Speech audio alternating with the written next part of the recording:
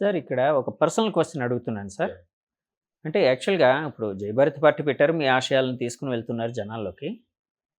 కానీ జేడీ లక్ష్మీనారాయణ గారు ఎప్పుడు ఒక సెంట్రిక్ పర్సన్‌గా ఒక అంటే టాప్ లీడర్‌గా ఉండాలనుకున్నారు. నంబర్ 1 పొజిషన్‌లో ఉండాలనుకున్నారు.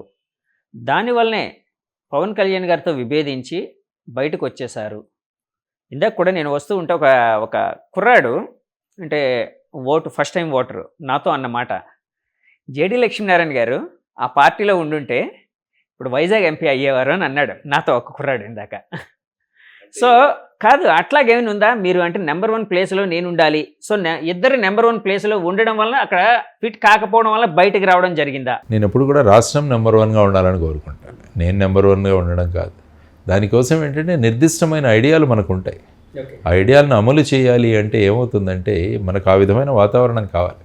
నేను ఇప్పుడు అదే అంటున్నాను. ఈవెన్ ఎన్నికల్లో రిజల్ట్స్ వచ్చిన తర్వాత కూడా అందరం కలిసి పనిచేద్దామని నేను అంటున్నాను, కానీ నా మాటే నెగ్గాలి అని నేను అనట్లేదు. ఇప్పుడు అందరం కలిసి పనిచేసి రాష్ట్రాన్ని నెంబర్ 1లో పెడదామని అనుకుంటాను. ఎందుకంటే నేను సుస్పష్టంగా నా భావాలను వ్యక్తం చేసే వ్యక్తి. కానీ రాజకీయ పార్టీల్లో ఎలాగుంటుందంటే ఆ విధంగా సుస్పష్టంగా అభిప్రాయాలు వ్యక్తం చేసే వాళ్ళకి పెద్ద నాకు నచ్చకపోవచ్చు చాలా చోట్ల. ఈ పర్టికులర్ కేసులో నేను చెప్పట్లేదు, జనసేన గురించి నేను మాట్లాడట్లేదు. కానీ మిగతా పార్టీల్లో కూడా ఎక్కడైనా చూడండి, ఒక డిసెంట్ వాయిస్ ఎక్కడైనా ఉంటుందా? ఇప్పుడు ప్రస్తుత పార్టీ తీసుకుంటే, ప్రస్తుత ప్రభుత్వం తీసుకుంటే ఎమ్మెల్యేలకు వాళ్లకు 2 సంవత్సరాలకు 3 సంవత్సరాలకే ముఖ్యమంత్రితో కలిసే అవకాశం కూడా లేదని విన్నాను నేను.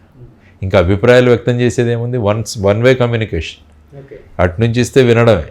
కానీ యాక్చువల్గా నేను అనేది ఏంటంటే ప్రజాస్వామ్యంలో చర్చలు జరగాలంటాను నేను. ప్రతి విషయం మీద చర్చ జరగాలి. ప్రతి ఒక్కరూ వాళ్ళ అభిప్రాయాన్ని వ్యక్తం చేయగలగాలి. ఎప్పుడైతే ఇతర వ్యక్తి యొక్క అభిప్రాయం నాకన్నా మంచిదనిపిస్తే దాన్ని యాక్సెప్ట్ చేసుకుని పెద్ద మనసు కూడా ఉండాలి అందరికీ. అయ్యో వీరికి ఎక్కువ తెలిసే అన్నది సాధారణంగా ఏంటంటే పొలిటికల్ పార్టీల్లో ఎవరైనా ఎదుగుతుంటే వాళ్ళని నొక్కేదానికి ప్రయత్నం చేస్తుంటారు. ఎందుకంటే ఎప్పుడు కూడా లీడర్షిప్ ఎప్పుడు కూడా ఫాలోయర్స్ ఎక్కువ కావాలనుకుంటారు, కానీ లీడర్స్ ఎక్కువ కావాలని కోరుకోరు పార్టీలో.